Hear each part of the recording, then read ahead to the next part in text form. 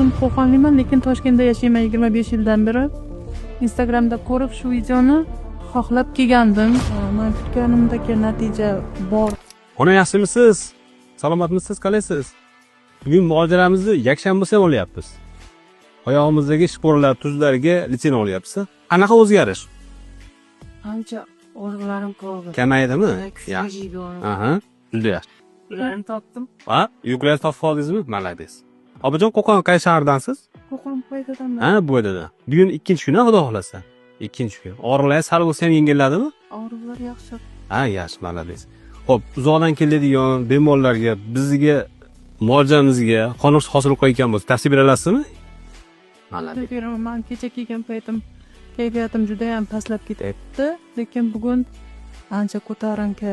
Kayfiyatga kelyapsa, og'riqlar kamaydi. Malades. Og'riqlar kamaydi. Men kutganimdek natija bor menimcha, xudo xolasa. Ha, xudo xolasa.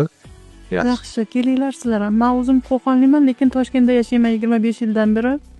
Instagramda ko'rib shu videoni xohlab kelgandim. Shu kutgan natijam olaman deb o'ylayapman. Mana bu fiziologlardan kelib chiqib. Tog'zinglarimizni yuzingizni yoribdi. Yo'q. Litsenlarimiz oxirida, mo'ljalamiz oxirida yana natijalar bilan muqodarga boranamiz. Biz afsonalar haqida, mif haqida, yolg'on gaplar haqida gaplashmaymiz. Haqiqiy real bemorlar haqida gaplashamiz. Ular uyushtirilmagan, tabiiylarcha kirib keldi. Uyushtirilmagan. Shunaqa narsa. Yaxshi. Men o'zim mana aytalaman. Bemalol kelinglar.